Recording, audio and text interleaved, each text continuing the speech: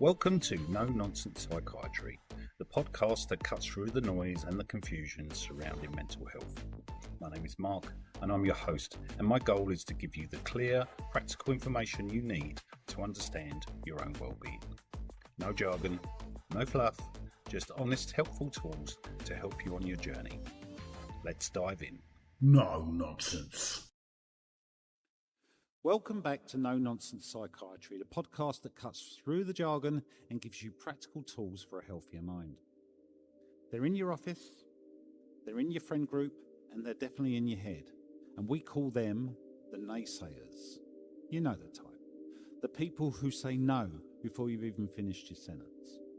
But in the world of psychiatry, a naysayer isn't just a pessimist. They are a source of cortisol spikes, an erosion of self-esteem, and a primary driver of learned helplessness.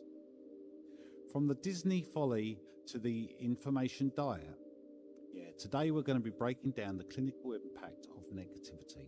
And we'll be looking at the external skeptic, the internal critic, and surprisingly, the useful functional critic. My name's Mark, and this is episode 104 of No Nonsense Psychiatry.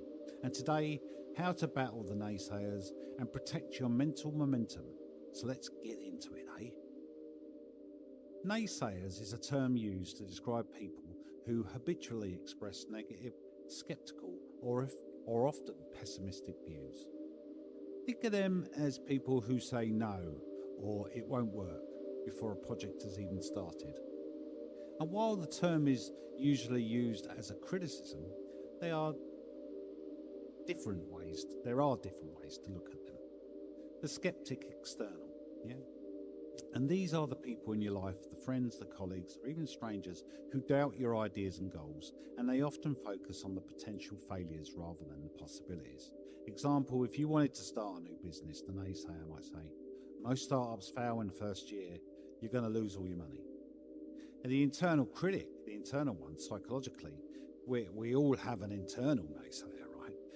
And this is the voice of self-doubt and tells you that you aren't ready, skilled enough, or worthy of a certain achievement. It's a defense mechanism meant to keep you in your comfortable zone. And then there's the functional critic. Interestingly, not all naysayers are bad. And in business or engineering, a professional naysayer, often called a devil's advocate, is someone who intentionally looks for flaws in a plan to make sure that it's airtight before it's launched. So constant exposure to naysayers, though, whether they're people in your life or in your own internal voice, can have a significant and measurable impact on your mental health, because negativity can be contagious, right? It's a chronic atmosphere of skepticism that can shift your brain's baseline from growth and curiosity to defense and fear. And here's how a naysayer's attitude affects your mental well-being. Erosion of your self-esteem and confidence. So when someone is constantly shooting you down your ideas, you may eventually just stop trusting your own judgment. And that corrosive effect can lead to a state called learned helplessness, where you feel that no matter what you try, it won't be good enough or successful. And then the chronic stress and cortisol spikes. And dealing with a toxic naysayer is emotionally exhausting, right? So research shows that constant criticism triggers the body's fight or flight response, releasing in cortisol, the stress hormone. High levels of cortisol over time are linked to physical symptoms like headaches, fatigue, a weakened immune system, and increased risks of anxiety and heart-related issues. And the stifle effect on creativity. So innovation requires a sense of psychological safety. Naysayers create a culture of fear where you might stop sharing ideas or stop taking risks to avoid the pain of being shut down. And this can lead to the loss of passion and a feeling of stagnation in your career or even in your personal life. Then the mental health filtering. Having negativity can train your brain to engage in cognitive distortions, specifically mental filtering.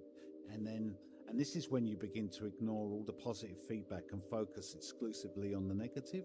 Even if 10 people praise your work, you only hear the one naysayer, which can fuel your depression and social anxiety. The Walt Disney Folly. Walt Disney was an habitual target for naysayers, and when he decided to create his first ever full-length animated feature, Snow White and the Seven Dwarfs, everyone thought that he had lost his mind. And the naysayers in the industry, insiders, critics, and even his own wife and brother called the project Disney's Folly. And they argued that no adult would sit in a dark theatre for 80 minutes to watch a cartoon. They believed it would be a total financial disaster and they would be bankrupt as a studio. And the outcome was, to fund it, Walt had to mortgage his home, and when Snow White premiered in 1937, it became the highest grossing sound film of its time and earned Walt Disney an honorary Academy Award. It essentially built the foundation for the Disney empire that we know today. Sara Blakely and crazy idea for Spanx. So before Sara Blakely became a billionaire, she was selling fax machines door to door. She had no idea. She had an idea for a footless pantyhose, but had no experience in fashion or business. And the naysayers said every hosiery mill she approached in North Carolina rejected her. If you're enjoying the podcast so far and appreciate our straight talking approach to mental wellness, please take a moment to hit the subscribe or follow button on your app right now. It takes 2 seconds and it makes a massive difference. It improves the content. The more the show grows, the better the resource and the production we can bring to you each week. It helps others, and a large subscriber base pushes these practical insights out to people who need them the most. And remember, this isn't just a monologue. We want this show to be a collaborative hub. And if you're a clinician with boots on the ground experience or someone with a powerful story of resilience, I want you to be on the podcast. Let's have a real conversation and cut through the noise together. If that's you, check out our guest link in the show notes. For now, let's jump back in today's episode. One mill owner even told her, "This is a crazy idea. If it were a good idea, the big companies would have already done it." And even her own friends and family were skeptical of her strange side project. The outcome was that she kept her idea a secret from most people for a year to protect her spirit from further naysaying. She eventually found one mill owner who agreed to help only because his daughters thought the idea was brilliant, and she launched Spanx with $5,000 in savings and turned it into $1 billion brand. What these stories teach us is that naysayers, they lack the vision, okay? They can only see what has been done before, not what could be done. Negative feedback can be market research. If anyone says your idea is crazy, it usually means it's original. Selective listening. These people succeeded not by arguing with the naysayers, pointless, but simply ignoring them and letting the results speak for themselves. Battling naysayers isn't about winning an argument, it's about protecting your mental energy and keeping your momentum. So here are 3 distinct strategies to handle external negativity effectively. The information diet. Selective transparency. The most effective way to beat a naysayer is to stop giving him the ammunition to start with. Many people feel they need to share their dreams with everybody they know, but not everyone has the capacity to support a vision they don't see. So how this works is categorize the people in your life. Some are builders who give constructive feedback, and some are breakdowners who only see risks. The action is to stop sharing your early stage ideas or goals with the breakdowners. Wait until you have a good proof concept or a small win before you can tell them. And this protects your spark while it's still fragile. The questioning the source technique. Naysayers often speak with great authority, which can be intimidating. You can neutralize their power by objectively evaluating their authority on the subject. How it works. Ask yourself 3 questions about the person giving you the negative feedback. Have they ever tried to do what you're doing? Are they currently where they want to be? Are they currently where I want to be in life? Should I say? Is their criticism based on data or their own personal fears? and this creates the action. If you answer to the first two is no, then their opinion is technically unqualified. Remind yourself, I wouldn't take financial advice from a broke person, so why should I take career life advice from someone who isn't living the life that I want? Does that make sense? It's beautifully put, isn't it? Let me just say that again. So why should I take a career and life advice from someone who isn't living the life that I want? The reframing response is when the naysayer catches you off guard. Don't get defensive. Defensive energy validates their negativity and it just drains your battery. Instead, use reframing response to put the work back on them, how it works. Shift the conversation to why it won't work to how we could make it work. So the action is use specific phrases that pivot the energy. The naysayer, that's too risky, you'll probably lose your investment. Your response could be, I'm definitely considered the risks based on that. The one thing that you suggest, I watch out for to ensure success. So the result is that it forces the naysayer to either provide a useful, constructive tip or admit that they're just being negative. And it changes them from a wall into a consultant. So here's a summary table of choosing your battle. The situation, early stages, early phase. Best strategy, information diet, protect your vision.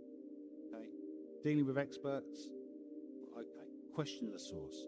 Devalue unqualified opinions. You know, they're qualified, great. If they're unqualified, they're not even worth considering. An in-person confrontation, reframing, deflect negativity, and stay professional. So as we wrap up episode 104, remember this. Naysaying isn't just a personality trait. It's a psychological environment. Whether it's coming from a person in the cubicle next to you or a voice in your head, constant negativity is a pathogen. It erodes your confidence, spikes your cortisol, and tricks your brain into a state of learned helplessness. But you have a treatment plan now. Go on the information diet. Protect your early ideas. Question the source before you let an unqualified opinion take root in your psyche. And when you're confronted head on, use a reframing response to turn the wall into a consultant. Walt Disney and Sara didn't succeed because they had no critics. They succeeded because they refused to let those critics dictate their internal reality. They understood that a crazy idea is often just an original one. So protect your vision, protect your mental energy, and stop giving ammunition to people who don't have the capacity to see what you see. I'm Mark, and thank you for listening to No Nonsense Psychiatry. We'll see you next time. Before we go, if you found the podcast helpful, please share it with someone who might benefit from it. You can also support the show by subscribing and leaving a review. It only takes a moment, but it makes a big difference in helping us reach more people. Thanks for listening, and I'll catch you in the next episode of No Nonsense Psychiatry. No nonsense.